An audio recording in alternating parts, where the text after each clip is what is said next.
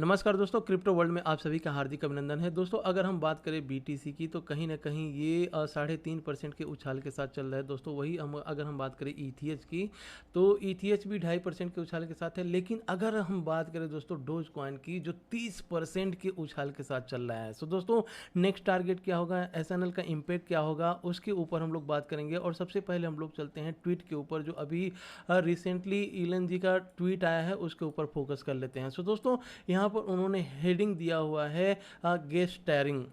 सो दोस्तों गेस्ट टैरिंग मतलब कि अब जो गेस्ट की लिस्ट है उसमें आप देख सकते हैं उन्होंने कहीं ना कहीं जो फेवरेट है अपना डोजी उसको भी उन्होंने यहाँ पर इंक्लूड कर दिया है।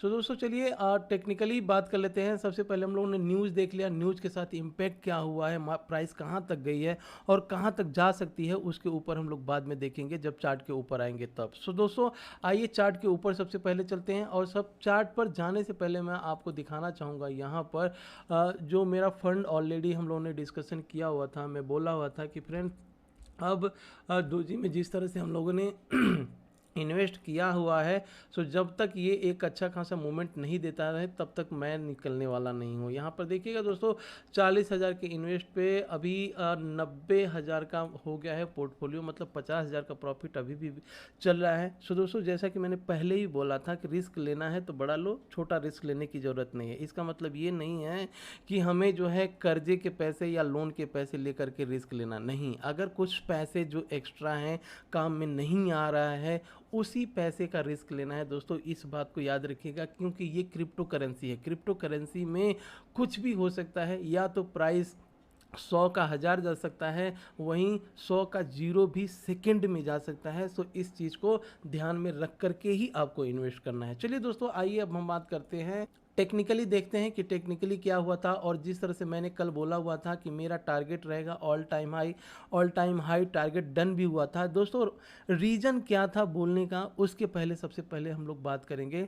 सो देखिए जब प्राइस नीचे की साइड में आया था, आने के बाद से ये एक सपोर्ट था, जो जिस सपोर्ट पर जब आया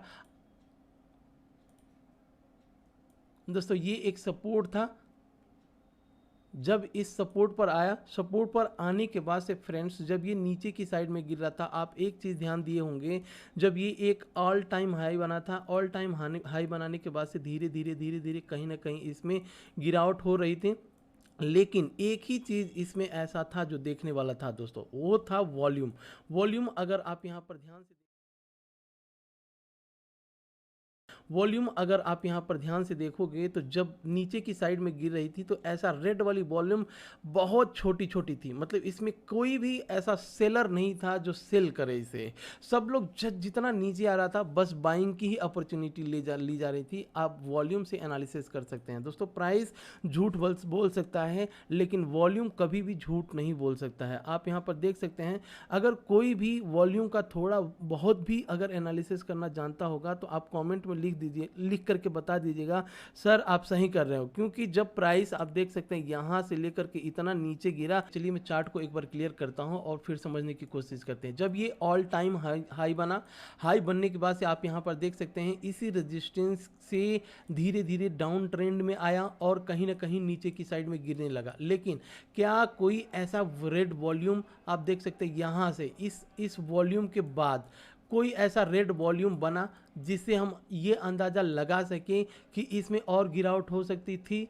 नहीं बना फ्रेंड्स। वहीं जब ये अपने सपोर्ट के पास आया, सपोर्ट के पास आने के बाद से धीरे धीरे आप यहाँ पर देख सकते हैं वॉल्यूम बनने लगा। उसके बाद से फ्रेंड्स कहीं ना कहीं जो ट्वीट आता है, ट्वीट का इम्पैक्ट पड़ता है। और जो मैं बोला था कि यहाँ पर मेरा टारगेट ऑल टाइम हाई का रहेगा, all time high target done हो चुका है दोस्तों। अब क्या है, इसके आगे क्या हो सकता है? अब आज है 8 मई, एसएनएल नाइट जिसमें होस्ट करने वाले हैं एलन जी। अब इसका इम्पैक्ट दो चीज़ों की तरह हो सकता है, जिस तरह से लास्ट वाली वीडियो में हम लोगों ने डिस्कशन किया था, या तो प्राइस थोड़ा नीचे आकर के ऊपर जाए या तो वहीं से ऊपर हो जाए। फ्रेंड्स एक चीज़ मैंने देखा हुआ है, जब शेयर मार्केट में हम लोग जब भी देखते हैं कोई बड़ा इम्पैक्ट होता है या कोई रिजल्ट होता है, तो वहाँ पर मैंने ये चीज़ें देखा हुआ है। जब भी कोई इवेंट होता है तो इवेंट के टाइम पे हम लोग यही देखते हैं कि प्राइस या तो वो बहुत ऊपर है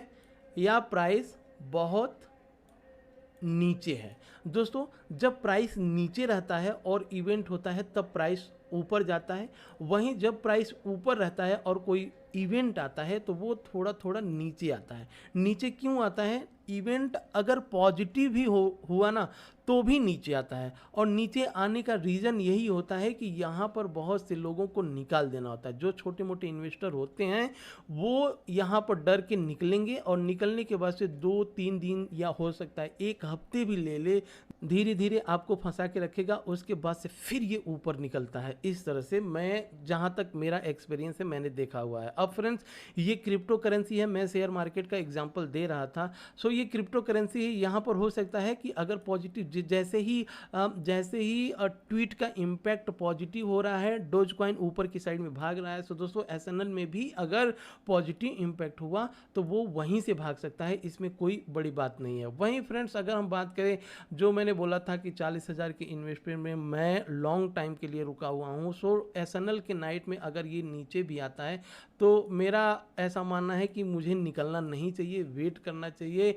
और जो टारगेट हम लोगों ने रखा हुआ था 70 का, अराउंड $1 का, तो उसका इंतज़ार हमें करना चाहिए। दोस्तों अगर $1 पे आता है तो हमें क्या करना है? फ्रेंड्स $1 के बाद भी मैं निकलने वाला नहीं हूँ। आप मेरे हर वीडियो को देखते रहिएगा, मैं उसमें आपको अपना पोर्टफोलियो दिखाता रहूँगा। चलिए दोस्तों, ये एक छोटी सी वीडियो रही जिसके माध्यम से मैं बताने की कोशिश किया हूँ कि किस तरह से टेक्निकल पार्ट देखा जाता है, उसके बाद से न्यूज़ का इम्पैक्ट किस तरह से हो सकता है। इन सब चीज़ों के बारे में हम लोगों ने डिस्कशन किया हुआ है। अब कोई भी बड़ा इवेंट होता है या कोई भी गिरावट होती है, गिरावट के साथ हमें रुकना चाहिए या निकल जाना चाहिए, इन सब चीज़ों को हम लोग लेकर के फिर नेक्स्ट वीडियो में डिस्कशन करेंगे। जय हिंद दोस्तों, मिलते हैं नेक्स्ट वीडियो में।